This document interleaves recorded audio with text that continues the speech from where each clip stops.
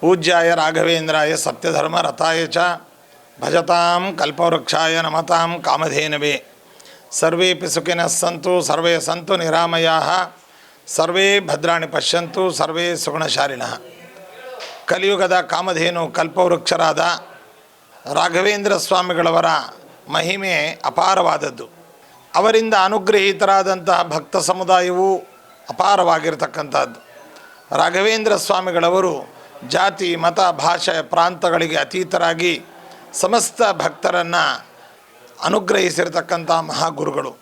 ಅಂತಹ ರಾಘವೇಂದ್ರ ಸ್ವಾಮಿಗಳವರ ಮಹಿಮೆ, ಅವರ ವ್ಯಕ್ತಿತ್ವ ಇವುಗಳನ್ನು ಮಾಧ್ಯಮಗಳ ಮೂಲಕವಾಗಿ ಸಿನಿಮಾ, ಟಿ ವಿ, ಗ್ರಂಥಗಳು, ಅದೇ ರೀತಿಯಾಗಿ ಸಾಮಾಜಿಕ ಜಾಲತಾಣಗಳ ಮೂಲಕವಾಗಿ ಕಾಲಕಾಲಕ್ಕೆ ಅನೇಕರು ತಮ್ಮ ತಮ್ಮ ಅನುಭವಗಳನ್ನು, ತಮ್ಮ ಪೂರ್ವಿಕರ ಅನುಭವಗಳನ್ನು, ಗ್ರಂಥಸ್ಥ ವಿಷಯಗಳನ್ನು, ಅದೇ ರೀತಿಯಾಗಿ ಇತಿಹಾಸದ ವಿಷಯಗಳನ್ನು ಎಲ್ಲರಿಗೂ ಕೂಡ ತಿಳಿಸ್ತಾ ಬಂದಿರತಕ್ಕಂಥದ್ದು ಎಲ್ಲರಿಗೂ ತಿಳಿದ ವಿಷಯ.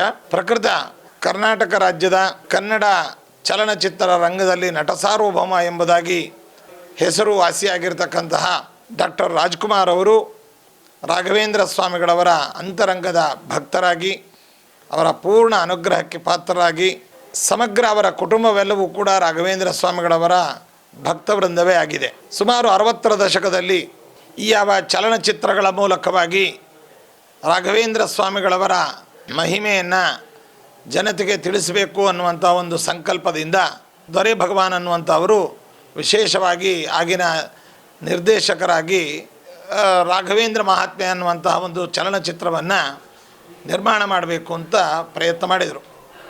ಆ ಸಂದರ್ಭದಲ್ಲಿ ರಾಘವೇಂದ್ರ ಸ್ವಾಮಿಗಳವರ ಪಾತ್ರಧಾರಿಯಾಗಿ ಯಾವ ನಾಯಕರನ್ನು, ಯಾವ ನಟರನ್ನು ಆಯ್ಕೆ ಮಾಡಬೇಕು ಅಂತ ಅವರು ಸಂಕಲ್ಪಿಸಿದಾಗ ಬೇರೆ ಬೇರೆ ನಾಯಕರ, ನಟರ ಹೆಸರನ್ನು ಅವರು ಆಯ್ಕೆ ಮಾಡಿದರೂ ಕೂಡ ಯಾರನ್ನೂ ಕೂಡ ಆ ನಿರ್ದೇಶಕರು ಅನುಮೋದಿಸದೆ ಇನ್ನು ಈ ಪಾತ್ರಕ್ಕೆ ಯಾರು ಸಿಗ್ತಾರೆ ಎಂಬುದಾಗಿ ತುಂಬ ಚಿಂತಾಕ್ರಾಂತರಾಗಿದ್ದಾಗ ದೊರೆ ಭಗವಾನ್ ಅವರಿಗೆ ಹೊಳೆದದ್ದೇ ನಮ್ಮ ನಟ ಸಾರ್ವಭೌಮರಾದಂತಹ ಡಾಕ್ಟರ್ ರಾಜ್ಕುಮಾರ್ ಅವರು.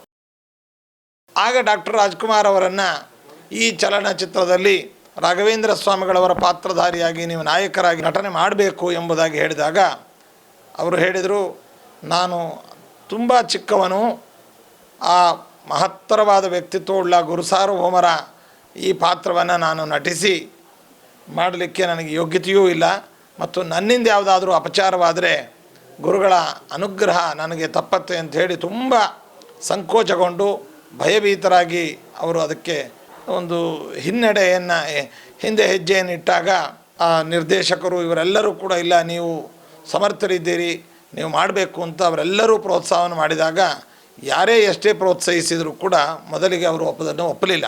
ನಂತರದಲ್ಲಿ ಈ ಒತ್ತಡ ಅನ್ನುವಂಥದ್ದು ಅವರಿಂದ ಮೇಲಿಂದ ಮೇಲೆ ಅವರ ಮೇಲೆ ಬೀಳ್ತಾ ಇದ್ದಾಗ ಮಂತ್ರಾಲಯಕ್ಕೆ ಆಗಮಿಸಿ ಆಗಿನ ಪೀಠಾಧಿಪತಿಗಳಾದ ಶ್ರೀ ಸ್ವಯಮೀಂದ್ರ ತೀರ್ಥ ಶ್ರೀಪಾದಂಗಳವರನ್ನು ಈ ರೀತಿಯಾಗಿ ಹೇಳ್ತಾ ಇದ್ದಾರೆ ಅಂತ ಪ್ರಾರ್ಥಿಸಿ ಮಂತ್ರಾಲಯದಲ್ಲಿ ಕೆಲವು ದಿನಗಳ ಕಾಲ ಇಲ್ಲಿದ್ದು ಅವರು ಉರುಳು ಪ್ರದಕ್ಷಿಣೆಯನ್ನು ಮಾಡಿ, ಅಂಗ ಪ್ರದಕ್ಷಿಣೆ ಮಾಡಿ ಮಠದ ಪ್ರಾಕಾರದಲ್ಲೇ ಮಲಗಿ ರಾಯರನ್ನು ಪ್ರಾರ್ಥನೆ ಮಾಡಿದಾಗ ರಾಯರು ಸ್ವಪ್ನ ಸೂಚನೆಯಂತೆ ಈ ಪಾತ್ರವನ್ನು ಪೋಷಿಸಬೇಕು, ತನ್ಮೂಲಕವಾಗಿ ನಿಮಗೆ ನಾವು ಅನುಗ್ರಹವನ್ನು ಮಾಡ್ತೇವೆ ಅಂತ ರಾಯರು ಸ್ವಪ್ನ ಸೂಚನೆ ನೀಡಿದ ನಂತರದಲ್ಲಿ ಮರಳಿ ಬೆಂಗಳೂರಿಗೆ ಪ್ರಯಾಣವನ್ನು ಬೆಳೆಸಿ ಆ ಚಲನಚಿತ್ರದ ರಂಗದ ಎಲ್ಲ ಮುಖ್ಯಸ್ಥರ ಜೊತೆಗೆ ಚರ್ಚಿಸಿ ಸಹಮತಿಯನ್ನು ಸೂಚನೆ ಮಾಡಿದರು.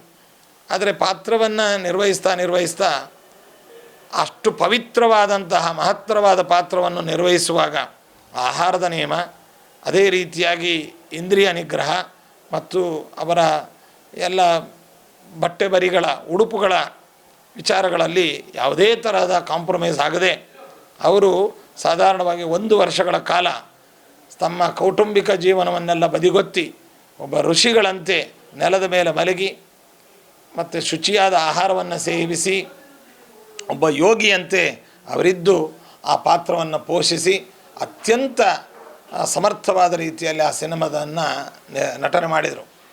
ಅದನ್ನು ಆ ಸಕ್ಸಸ್ಸನ್ನು ಕಂಡಂತಹ ನಮ್ಮ ಕನ್ನಡಿಗರೆಲ್ಲರೂ ಕೂಡ ಒಂದು ರೀತಿಯಲ್ಲಿ ಇವತ್ತು ರಾಘವೇಂದ್ರ ಸ್ವಾಮಿಗಳವರನ್ನು ನಾವು ನೋಡಿದ್ದೀವಿ ಅಂತಂದರೆ ರಾಜ್ಕುಮಾರ್ ನೋಡಿದರೆ ರಾಘವೇಂದ್ರ ಸ್ವಾಮಿ ನೋಡಿದಷ್ಟು ಜನಗಳ ತನ್ಮಯರಾಗಿಬಿಟ್ರು. ಅಂತಹ ರಾಜ್ಕುಮಾರ್ ಅವರು ರಾಯರ ಅಂತರಂಗ ಭಕ್ತರಾಗಿ ಆ ಚಿತ್ರದಲ್ಲಿ ಸಮರ್ಥವಾದ ನಟನೆಯನ್ನು ಮಾಡಿರ್ತಕ್ಕಂಥದ್ದು. ಅಷ್ಟು ಮಾತ್ರವಲ್ಲ, ನೂರಾರು ರಾಘವೇಂದ್ರ ಸ್ವಾಮಿಗಳವರ ಮೇಲೆ ಭಕ್ತಿ ಗೀತೆಗಳನ್ನು ಅವರೇ ರಚನೆ ಮಾಡಿ ಹಾಡಿದ್ದಾರೆ. ಭಾಗ್ಯವಂತರು ಮತ್ತಿತರ ಚಿತ್ರಗಳನ್ನು ಕೂಡ ಈ ಪ್ರಾಂತದಲ್ಲಿ ಶೂಟಿಂಗ್ ಮಾಡಿ ನಟನೆ ಮಾಡಿದ್ದಾರೆ.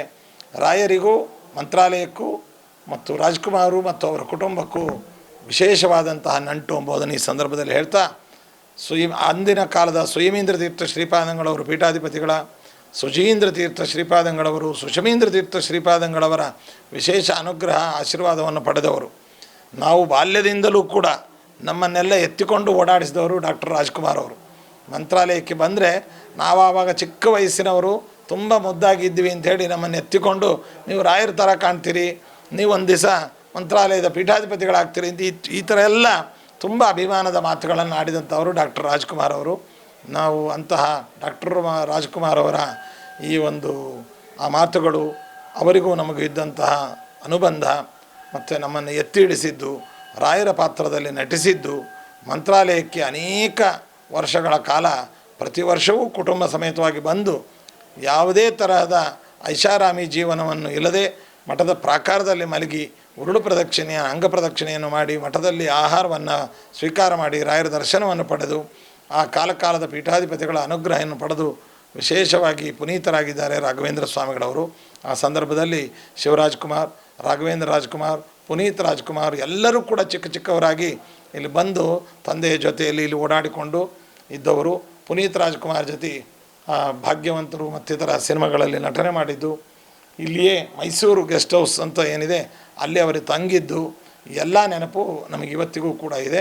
ರಾಜ್ಕುಮಾರ್ ಅವರು ಇವತ್ತು ನಿಮ್ಮೆಲ್ಲರನ್ನು ದೈಹಿಕವಾಗಿ ಆಗಲಿ ಅವರು ಇಲ್ಲದೇ ಇದ್ದರೂ ಕೂಡ ಅವರ ನೆನಪು, ಅವರ ನಟನೆ, ಅವರ ನಿಷ್ಠೆ, ಅವರ ದೈವಭಕ್ತಿ, ಅವರು ಹಾಡಿದಂಥ ಭಕ್ತಿಗೀತೆಗಳು, ಅವರು ನಟಿಸಿದ ಒಂದು ರಾಘವೇಂದ್ರ ಸ್ವಾಮಿಗಳ ಚಿತ್ರವಾಗ್ಬೋದು, ಪೌರಾಣಿಕ ಚಿತ್ರಗಳಾಗ್ಬೋದು, ಇತಿಹಾಸದ ಚಿತ್ರಗಳಾಗ್ಬೋದು, ಕನ್ನಡ ಜನತೆಯ ಮನದಾಳದಲ್ಲಿ ಅಚ್ಚಳಿಯದೆಲೆ ಉಳಿದಿದೆ ಅಂತ ಈ ಸಂದರ್ಭದಲ್ಲಿ ಹೇಳ್ತಾ, ಅಂತಹ ನಾಯಕರು ಮತ್ತೊಮ್ಮೆ ಹುಟ್ಟಿ ಬರ್ತಾರೆ ಅನ್ನುವಂಥ ನಂಬಿಕೆ ಇಲ್ಲ, ಆದರೆ ಅವರ ನಟನೆ, ಅವರ ನೆನಪು ಮಾತ್ರ ಯಾವತ್ತೂ ಕೂಡ ಅಚ್ಚಳಿಯದೆ ಇರುತ್ತೆ ಎಂಬುವಂತಹ ನೆನಪು ನಮಗಿದೆ ಅಂತ ಹೇಳ್ತಾ ಎಲ್ಲರಿಗೂ ಶುಭವನ್ನು ಕೋರ್ತಾ ಇದ್ದೆ.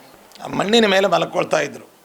ಇಲ್ಲಿ ಪೂಜೆ ಆಗುವಾಗ ಅವರು ರಾಯರ ಮುಂಭಾಗದಲ್ಲೇ ಕುಳಿತುಕೊಂಡು ಒಂದು ಕಂಬಕ್ಕೆ ಒರಗಿಕೊಂಡು ಧ್ಯಾನವನ್ನು ಮಾಡ್ತಾಯಿದ್ರು, ಹಾಡುಗಳನ್ನು ಹಾಡ್ತಾಯಿದ್ರು.